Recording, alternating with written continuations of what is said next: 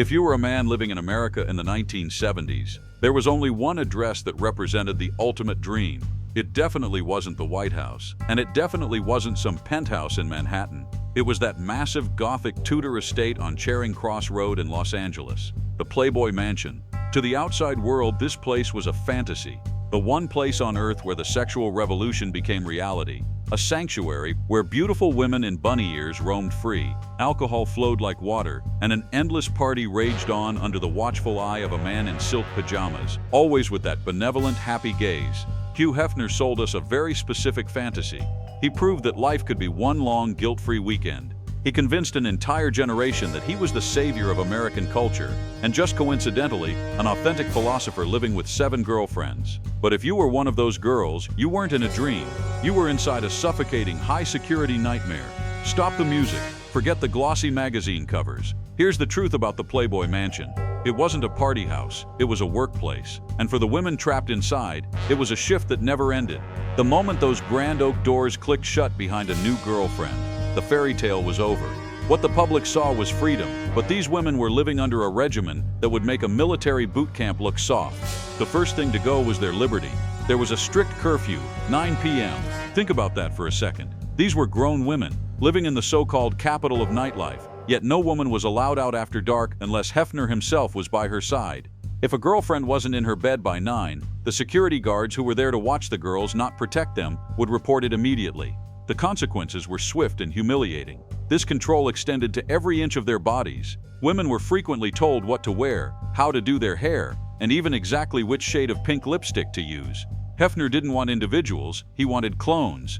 He was curating a collection, and like any collector, he wanted his possessions pristine and uniform. But the most degrading part of life at the mansion was the financial bondage used to crush them. These women were living in a palace, surrounded by millions of dollars in art and luxury, but they had no money of their own. Working outside was strictly forbidden because they had only one job: be available for Hefner, 24/7. In exchange for total surrender, they were given a weekly allowance. Every Friday morning, the girls had to go to Hefner's bedroom to collect $1,000 in crisp new bills. But there was a catch. There's always a catch. This money definitely wasn't a gift, it was a wage. And like any wage, it could be docked. If a woman didn't want to participate in bedroom activities, spoke out of turn, or didn't smile enough for the cameras, she'd find her envelope light or sometimes empty. Imagine the psychological damage of having to beg the man you sleep with just to survive. It turned intimacy into a transaction, stripping away humanity until only a commercial tie remained. This brings us to the mansion's darkest open secret, the bedroom routine. The world-imagined nights in Hefner's master suite were wild, glamorous sex romps full of passion. The reality was clinical, cold, and tragically boring. It was a scheduled event. Wednesdays and Fridays were club nights, where the group went out to flaunt the brand, but the night always ended the same way. The women were required to return to the mansion, put on their pajamas, and gather in the master bedroom. This wasn't a request, it was mandatory. Former girlfriends described these nights not as erotic, but as a chore like filing taxes or scrubbing floors. Not unbearable, just pathetic. No kissing, no romance. Just women waiting in line to service a man who often wasn't even looking at them, but watching his own sex tape on the TV above the bed. So how did he manage to get so many women to agree to this degradation? How do you convince a 20-year-old woman to become a cog in such a soulless machine? You don't use charm, you use chemistry. This is exactly where the story shifts from controlling boyfriend to predatory monster. There was one thing running the Playboy Mansion, and it definitely wasn't testosterone. It was a powerful sedative known as quaaludes. In the 70s, these pills were technically legal, prescribed for anxiety and sleep, but inside the mansion, they were used for a very different purpose. Hefner didn't just offer them to guests, he pushed them. He had a nickname for these pills so disgusting, so revealing of his true character, that it should have ended his career instantly. He called them leg spreaders. Let that sink in for a moment. Because it's not over. He didn't see these women as partners to be wooed, he saw them as locks to be picked. Quaaludes were the key. These pills didn't just relax you, they turned your muscles into jelly and your mind into a void. They stripped away your will to say no, your ability to resist, and your capacity to remember clearly. Women under the influence of quaaludes turned into pliable dolls, physically present but mentally gone. Hefner's preferred zombie state. It was the ultimate form of total objectification, a beautiful body with no voice and no strength to complain. We now know this specific chemical weapon wasn't unique to Hefner. His close friend and frequent guest, Bill Cosby, was learning from the master. The similarities are terrifying. While the world laughed at their jokes and admired their empires, these men were practically writing a playbook on how to use drugs to bypass consent, liberty, and female dignity. But while Cosby operated in the corners of hotel rooms, Hefner did it right out in the open. He normalized drugging women under the guise of partying. If you passed out at the mansion, you were just a party girl who couldn't handle her liquor. And that was the perfect cover for systemic abuse. But the monstrosity at the mansion wasn't limited to the bedroom. Hefner's control covered everyone. He was watching everything. The mansion had secret tunnels and was riddled with peepholes, a rumor laughed off for years but confirmed by blueprints and staff testimony from that era. He wasn't just living the moment, he was recording it. He was building an archive, and that archive was his life insurance policy. Why do you think the police never raided the mansion despite the mountains of drugs and the constant presence of underage girls? Why did Hollywood's elite never say a single bad word about him? Because they knew that somewhere in Hefner's vault there was likely a tape of them doing something that could ruin their lives. He created a golden cage where he was the warden, the judge, and the executioner. Women were isolated from their families, cut off from friends, and made to believe the outside world was dangerous, that only Hef could protect them. It's a classic cult technique: sever the victim's tie to reality until the only truth left is loyalty to the leader. And for women who tried to leave or break the rules, the punishment was psychological annihilation. Still, despite the substances, the curfews, and the financial manipulation, some might still say, well, they chose to be there. But did they? When you're 19, drugged, isolated, and told you're special by the most powerful man in Hollywood, is that a choice? Or is it a trap? I'm asking you, don't places like this still exist today? And are we done yet? No, we're not. We're going deeper into the mansion, moving away from the bedroom into the library and into the corners of the dining hall, where we encounter something even more disturbing than the sex. We encounter cruelty. I want you to really see this. Hefner didn't just want to own women, he wanted to break them, their emotions, their entire selves, and nothing did this better than a little-known ritual called Pig Night. You think leg spreaders was bad? What happened on Thursday nights will make you question the sanity of every celebrity who ever smiled for a photo with Hugh Hefner. Because on Pig Night, the silk pajamas came off, and the true sadistic nature of the Playboy philosophy was stripped bare for everyone to see. A lot of people thought Hugh Hefner was a man of elite taste, believing he was a connoisseur of beauty who dedicated his life to women. But Thursday nights at the mansion revealed a grotesque reality that shattered that image forever. They called it Pig Night. Sounds like a bad joke, right? The kind of thing you'd hear in a frat house, not the home of a cultural icon. But it was real, and it was maybe the cruelest game played by the Hollywood elite. The rules were simple and sadistic. Hefner and his sadistic circle of rich, powerful friends were challenged to go out and find the ugliest women they could find in Los Angeles and invite them over. These were unsuspecting women who thought they were finally being accepted into the glitzy world of Playboy, arriving at the grand estate with excitement. They believed they were special. I think every woman is special. They believed they were guests. They had no idea they were actually the punchline. While these women mingled, drank champagne, and tried to impress the men they idolized, Hefner and his friends watched from the sidelines, scoring them, stifling their laughter, and betting on who had brought the most repulsive partner. At the end of the night, a winner was declared among the men. The prize? Nothing but the sick satisfaction of having humiliated a woman who didn't even know she was part of a game. This ritual proved an undeniable truth. Hugh Hefner didn't love women. He loathed them. He only valued the women he could fit into his specific plastic mold. Everyone else was just trash to be mocked for his amusement. It was a display of misogyny so deep, so narcissistic, and so casual that it exposed his gentleman persona as cheap and vile. But humiliation was just one tool in his kit. To keep an empire built on exploitation running for 40 years, you need more than cruel games. You need a way to bury the bodies, sometimes metaphorically, and sometimes in a terrifyingly literal sense. This brings us to the cleanup crew. When you cram hundreds of people into a mansion, pump them full of illegal substances, and encourage unlimited pleasure, tragedies are inevitable. Overdoses, sexual assaults, violent outbursts, these weren't glitches at the Playboy Mansion. They were normal, they were occupational hazards. So why didn't we hear about this on the evening news? Why weren't there police cars flashing their lights in the driveway every weekend? Why was the mansion never raided? Because Hefner had a secret security force operating above the law.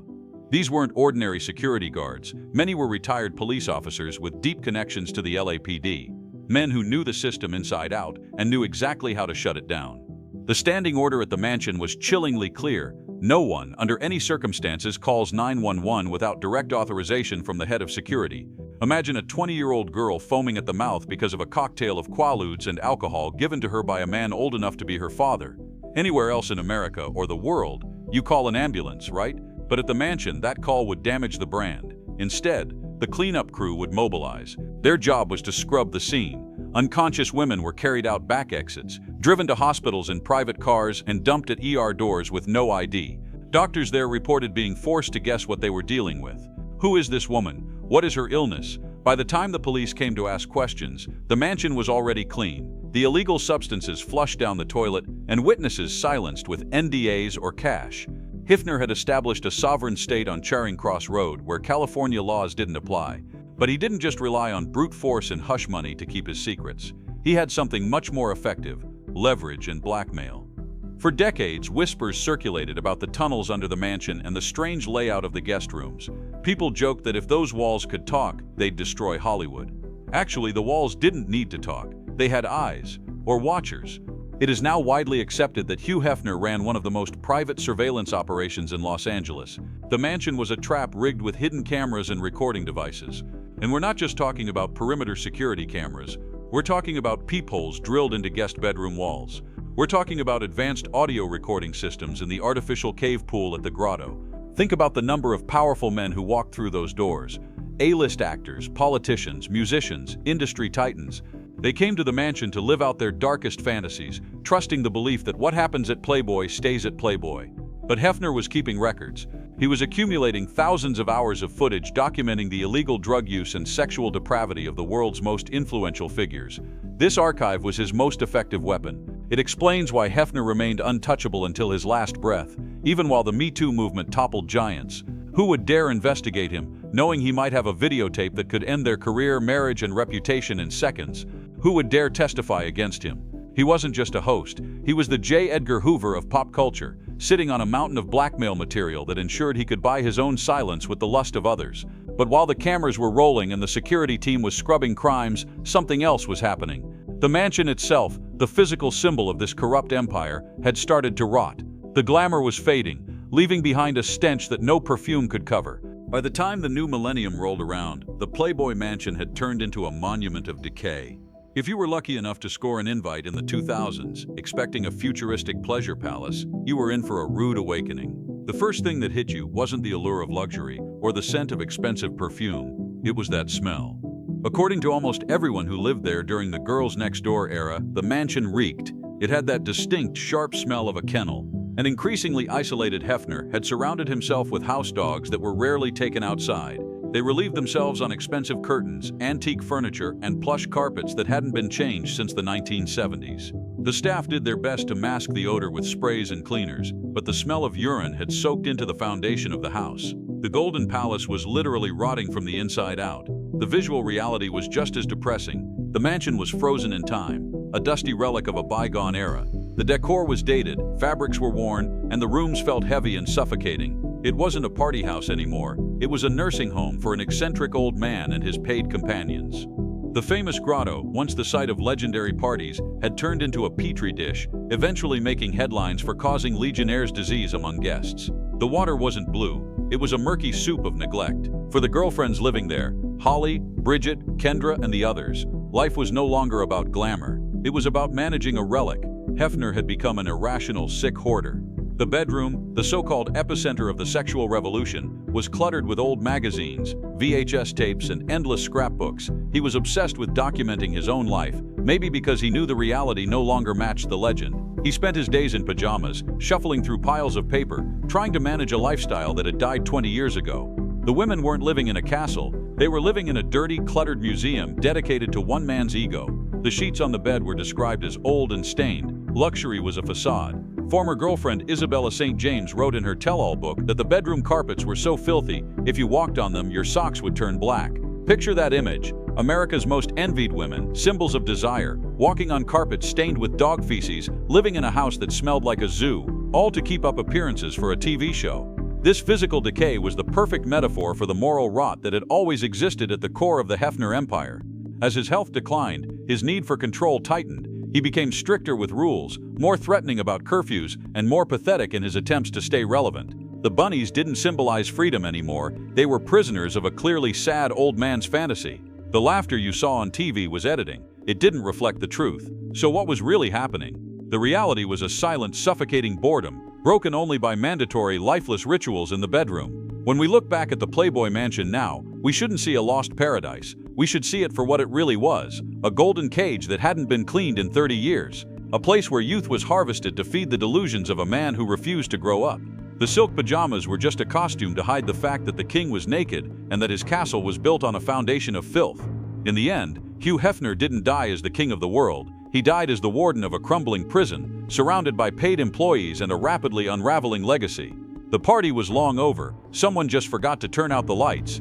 When Hugh Hefner died in 2017 at the age of 91, the media initially heaped praise on him as a pioneer. Isn't that how it always goes? They called him a revolutionary who changed the landscape of American culture. But that praise was premature, because the moment the warden was gone, the prisoners finally felt safe enough to speak, and what they told us burned the Playboy legacy to the ground. The release of the Secrets of Playboy documentary didn't just crack the foundation, it demolished the entire structure. For the first time, we heard the collective voice of the women who survived the Playboy cult. We learned that the girlfriend experience was actually a system of oppressive control, concealment, and abuse.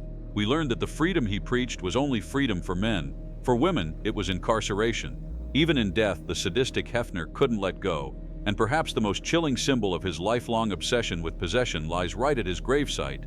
He is buried in a crypt at Westwood Village Memorial Park, bought in 1992 for $75,000. Why that specific spot? Because it's directly next to Marilyn Monroe. Even in death, he forced himself onto that famous blonde icon, a woman he actually never met, yet whose nude photos he used without consent to launch his empire. It is the final eternal act of an obsessed stalker. Just as he tried to own every woman in life, he wanted to own her in death.